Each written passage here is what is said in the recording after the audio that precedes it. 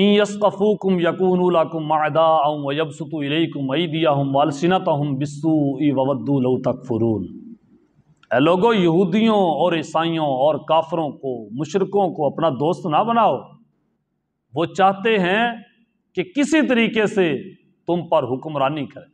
ان یثقفوکم یکونوا لکم اعداء ویبسطوا الیکم ایدیہم، پہلے وہ میٹھے رہیں گے، محبت میں رہیں گے، آپ کو پیسے دیتے رہیں گے، قرضے سود کے لیے قرضہ آپ کو دیتے رہیں گے، آپ سے کہیں گے کہ ہم آپ کے خیر خواہ ہیں، لیکن یاد رکھنا وہ آپ پر قبضہ کرنا چاہتے ہیں۔ جب قبضہ ہو جائے گا پھر وہ آپ کے فوراً دشمن بن جائیں، جیسے ہوا تھا جب وہ وقت تھا فرانس نے افریقہ کے کتنے ممالک پر قبضہ کیا تو ان کی عورتوں کو بیچ دیا، ان کے مردوں کو بیچ دیا، ان کے بچوں کو بیچ دیا، پھر غلام بنا لیا۔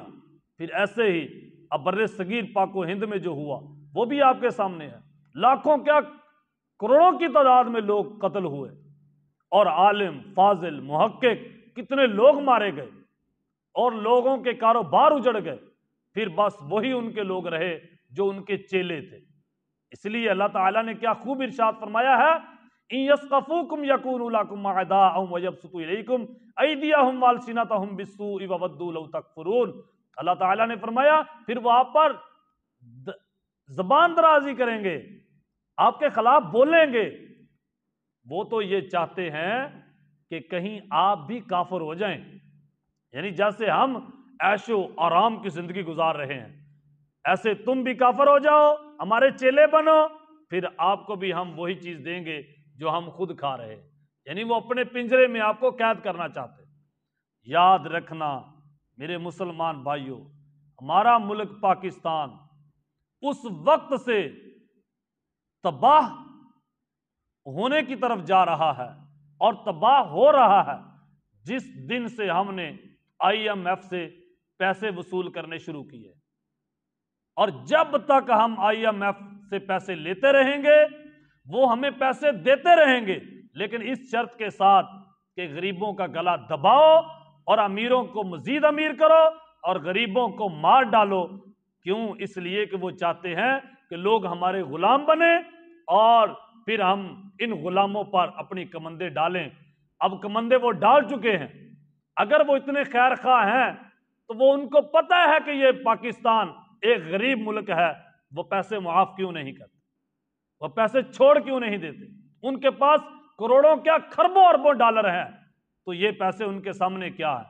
لیکن پھر بھی جب بھی وہ ہمیں آئی ایم ایف والے پیسے دیتے ہیں، پیکج دیتے ہیں، تو پھر اسی طریقے سے جیسے ہم نے کسی پرندے کو پکڑنا ہو تو اس کے لیے کو 10 کلو 15 کلو دانے لے کے شکاری آتا ہے اور پھر جال بچھاتا ہے، اوپر دانے ڈالتا ہے، تو پرندے دیکھتے ہیں واہ سبحان اللہ، آج تو صبح صبح نظارہ آ گیا، کتنے خوبصورت دانے ہیں، یہ تو کوئی ہمارا خیر خواہ بیٹھا ہوا ہے، یہ تو کوئی ہمارے مشکل وقت میں کام آنے والا شخص بیٹھا ہے، کوئی بھلا مانسی ہی بندہ بیٹھا ہے جو دانے بچھا کے بیٹھا ہے۔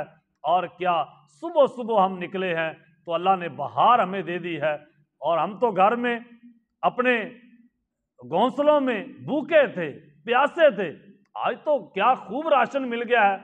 پتہ تب چلتا ہے جب وہ وہی دانے کھانے کے لیے جاتے ہیں اور پیچھے سے شکاری اور ڈوری کو کھینچ لیتا ہے، رسے کو کھینچ لیتا ہے۔ یہ سب یہ ہمیں پھنسانے کے پھندے ہیں۔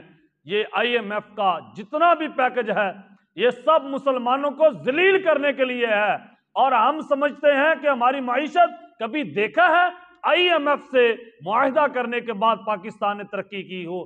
جب سے معاہدے ہو رہے ہیں یہ سب غریبوں کو قتل کرنے کی سازشیں ہیں۔ یاد رکھنا جس دن آئی ایم ایف سے ہم نے ہاتھ جوڑ لیے، خدارا تم یہاں سے نکل جاؤ، ہمیں مرنے دو، ہم مر جائیں، ہماری لاشیں کوے چڑیاں باز اٹھا کر لے جائیں اور بوٹیاں بوٹیاں ہو جائیں، تم ہمارا حال پوچھنے نہ آنا، میں تجھے گارنٹی سے کہتا ہوں اللہ مرنے بھی نہیں دے گا اور اللہ رزق کی فراوانی بھی عطا کر دے گا۔ وَلَا تَحْزَنْ إِنَّ اللَّهَ مَعَنَا، اللہ تعالیٰ اس وقت تک تمہیں غلبہ دیتا رہے گا، تمہاری مدد کرتا رہے گا جب تک تم مومن رہے۔ جب ہم نے بھروسہ ہی غیروں پہ رکھا، بتوں سے تجھ کو امیدیں، خدا سے نا امیدی، مجھے بتا تو صحیح اور کافری کیا ہے۔